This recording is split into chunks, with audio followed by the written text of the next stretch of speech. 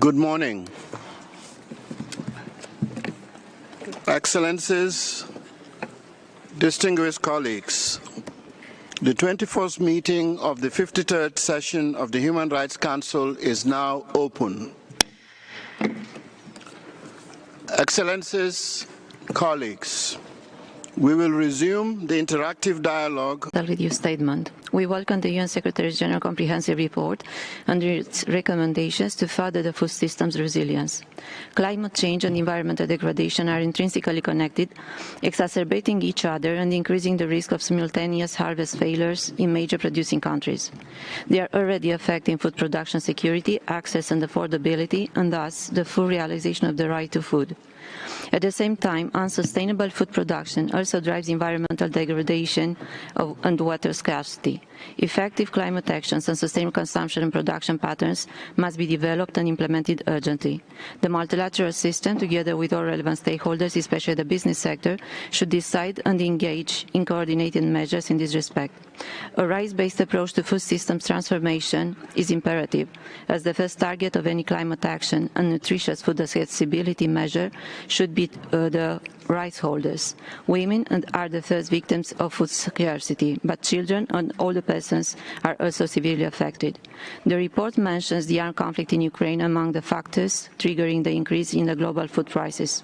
We condemn the recent destruction of the Novakakhovka Dam and express concern over its massive damage scale, ecological disaster, crops affected by floods, irrigation system destroyed, and in the long run, possible rise in food prices. Thank you.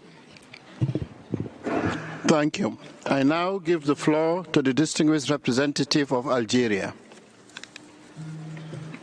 Thank you, Chair, for giving me the floor, and good morning to all. At the outset, thanks to the UNSG for his report 5347 on climate change and the right to food.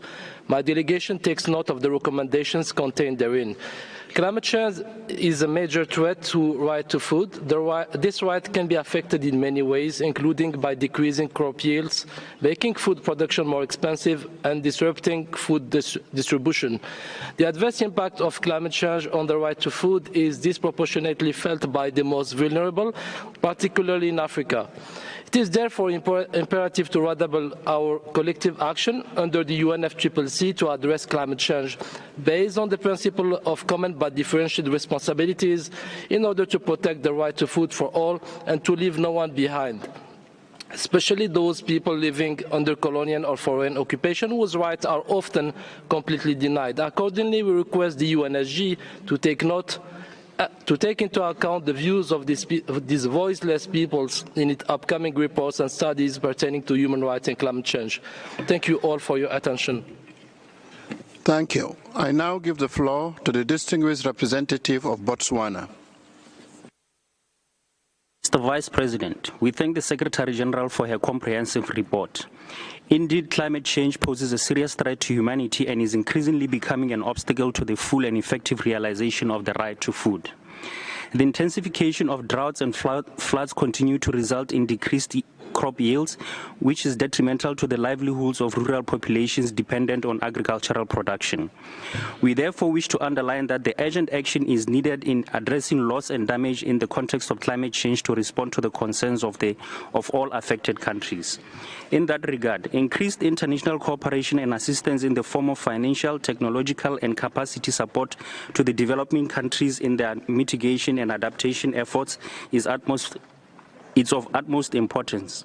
For her part, Botswana ratified the Paris Agreement on Climate Change, which is a blueprint for concerted actions by countries to combat climate change and indeed to adapt to its effect. The enhancement of international cooperation and support, mitigation of climate change effects remains the viable option that can sustain livelihoods in order to advance the full enjoyment of human rights by all. Climate change mitigation measures undertaken by Botswana include the provision of drought-resistant seeds to farmers and the use of multiple hazard early warning systems to enable early detection of as well as advanced preparation of natural disasters. Botswana continues to implement such measures to combat climate change and its adverse impact in line with Sustainable Development Goal. I thank you, Mr. Vice President. Thank you. I now give the floor to the distinguished representative of the plurinational state of Bolivia. Gracias, vicepresidente. El cambio climático y la contaminación son hoy dos de los problemas más preocupantes que afectan la vida y los derechos humanos de las generaciones presentes y futuras. Mientras algunos países desarrollados hacen todo lo posible para evitar sus compromisos de solución a la crisis climática, los países en desarrollo están haciendo mayores esfuerzos de reducción de emisiones y pagando el precio de una crisis climática que todos los días deja sequías, inundaciones, huracanes, tifones, etc. La crisis climática nos priva de alimentos, destruye nuestra economía y genera inseguridad. Bolivia enfatiza la importancia de la contribución de los sistemas alimentarios al desarrollo integral de los países y de los pueblos para vivir bien. Para el país es esencial la producción agrícola local, campesina y de comunidades interculturales, entre otras. Estas componen lo que conocemos como el sistema de producción alimentario basado en la agricultura tradicional, por lo que coincidimos con lo mencionado en el párrafo 16 del informe del secretario general. Asimismo, acogemos con agrado que el informe haga referencia a la importancia de la Declaración de las Naciones Unidas sobre los derechos de los campesinos y de otras personas que trabajan en las zonas rurales. Este instrumento, promovido por Bolivia junto a varios países y sociedad civil, reconoce el derecho a una alimentación saludable y culturalmente apropiada, producida mediante métodos ecológicamente razonables y sostenibles. En este sentido, creemos urgente avanzar en la implementación de este instrumento, ya que las y los campesinos y otras personas que trabajan en las zonas rurales proveen la mayor parte de los alimentos para la atención de las necesidades del mundo y, como señalado en las recomendaciones del informe, son contradictoriamente las personas más expuestas a sufrir inseguridad alimentaria y hambre. Muchas gracias. Thank you. I now give the floor to the distinguished representative of Cyprus. Mr. Vice President, Cyprus would like to express its appreciation to the United Nations Secretary-General for reporting on this highly critical issue. We need to collectively work towards creating the conditions where the right to food can be fully realised. As the report demonstrates, food security that was already deteriorating due to several factors, including economic shocks linked to the COVID-19 pandemic and high food prices, is compounded by the adverse impact of climate change.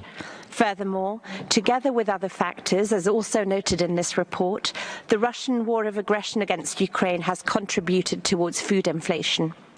The IPCC has showcased that by formulating effective adaptation and mitigation strategies to climate change, it is possible to reduce or even avoid some of the negative impacts of climate change on food systems. Many, if not all of these strategies the IPCC recommends, and as pronounced in the Secretary-General's report, are in fact ones that are based on respecting, protecting and fulfilling human rights. How can states best ensure that climate mitigation and adaptation efforts do not adversely affect human rights and, in fact, are based on a human rights approach? Thank you. Thank you. I now give the floor to the distinguished representative of Nepal. Thank you, Mr. Vice President. My delegation thanks the Secretary General for his report. Nepal is one of the most vulnerable countries to climate change due to its fragile geography.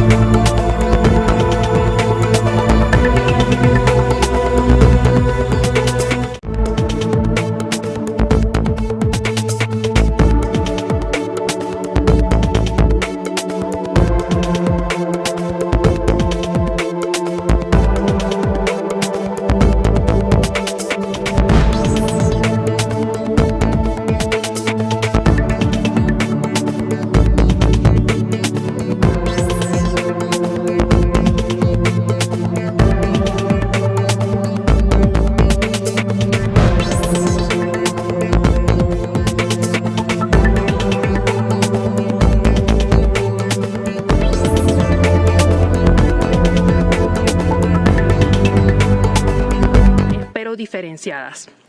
Deseamos consultar qué ejemplo de buenas prácticas nos puede compartir para garantizar la responsabilidad de las empresas como componente clave de esta transición. Muchas gracias.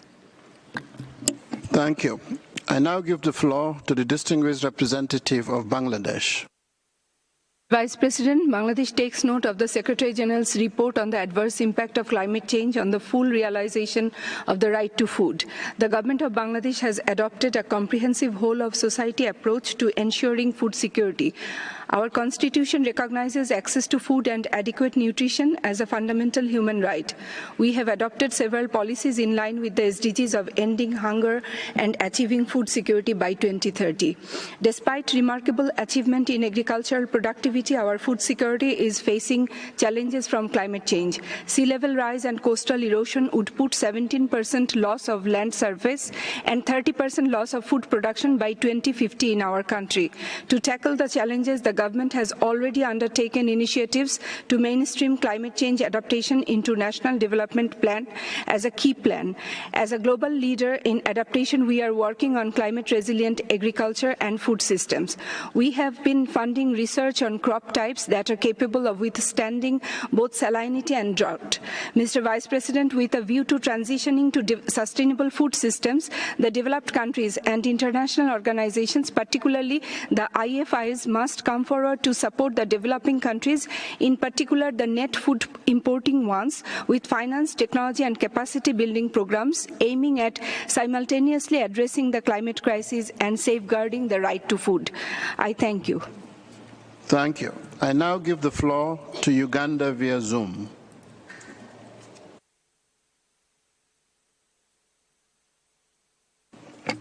Now I give the floor to the distinguished representative of Trinidad and Tobago.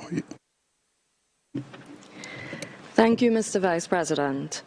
We note with appreciation the Secretary General's report, which casts a much-needed spotlight on the deepening impact of climate change on food security. Given the current global context, food security has become a priority for Trinidad and Tobago, with efforts being made to reduce our high food import bill, incentivize the agroeconomy, and build resilience to climate change. Notably, as a small island developing state, these efforts are often stymied by 1. Our increasing vulnerability to adverse weather events and slow onset issues such as sea level rise, 2. Global conflicts and the resulting volatility of international commodity prices, and 3, the lingering effects of the COVID-19 pandemic. As a result, we have recognized the need for enhanced international cooperation in order to strengthen national resilience to these global shocks. One such example is a project being done in collaboration with the FAO on improving the monitoring system for climate change impacts on the agriculture sector in Trinidad and Tobago.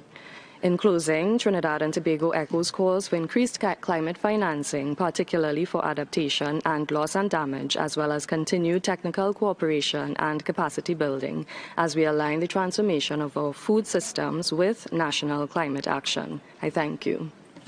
Thank you. I now give the floor to the distinguished representative of Mexico. Gracias, señor vicepresidente. Agradecemos a la Oficina del Secretario General la presentación de su informe. México hace un llamado enérgico a todos los países a efecto de reconocer el derecho a un medio ambiente limpio, sano y sostenible. Consideramos trascendental que exista congruencia entre lo que los Estados promovemos en este Consejo de Derechos Humanos y aquello que fomentamos en otros foros de Naciones Unidas, como la COP de la Convención Marco sobre Cambio Climático. México continuará defendiendo los más altos estándares en los foros de cambio climático, incluyendo un enfoque basado en derechos humanos para la acción climática. Asimismo, seguiremos abogando por la participación, la seguridad y la protección de las personas defensoras de derechos humanos y de las personas negociadoras en estos foros, especialmente de mujeres jóvenes, entre actos de hostigamiento y acoso, incluyendo acoso sexual. Nos pronunciamos en contra de cualquier forma de violencia, incluida aquella motivada por razones de género. Señor Secretario General, ¿cuáles serían sus recomendaciones para garantizar la incorporación de una perspectiva de derechos humanos en las negociaciones de cambio climático y para garantizar un espacio libre de violencia para todos aquellos que promueven la integración de esta perspectiva? Muchas gracias, señor vicepresidente. Thank you. I now give the floor to the distinguished representative of the United Nations Environmental Programme. Thank you, Mr. President. The United Nations Environment Programme appreciates the report of the Secretary General on the adverse impact of climate change on the realization of the right to food. The right to food is one of the rights that is adversely affected by climate change and other environmental harm.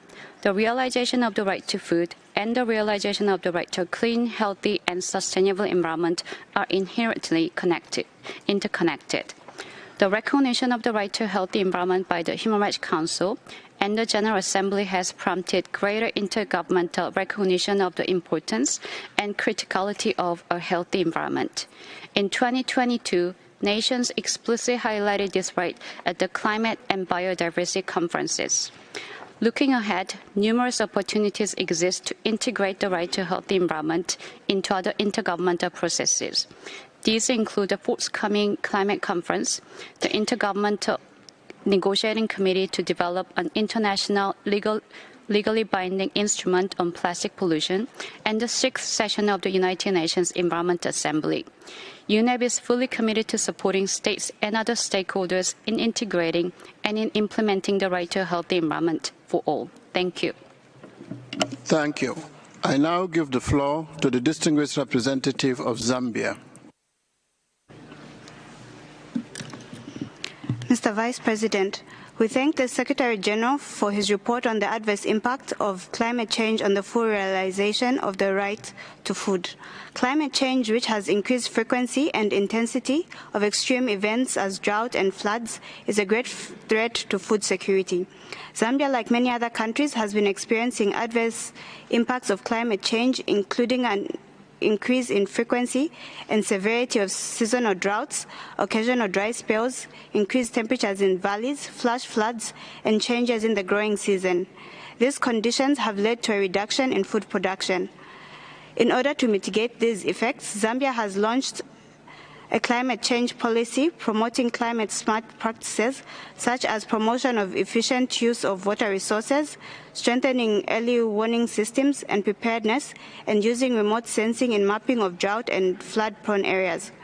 We conclude by emphasizing the need for sustainable solutions and collective effort to tackle the effects of climate change. I thank you. Thank you. I now give the floor to the distinguished representative of Cambodia. Thank you, Mr. Vice President. My delegation signed the Secretary General for presentation of the report. We share the view that climate change threatens the full and effective realization of the right to food. Cambodia has implemented mechanisms to protect and manage forest-rich protected area and biodiversity to address climate change. Despite being a low emitter of greenhouse gas, Cambodia has consistently contributed to climate mitigation.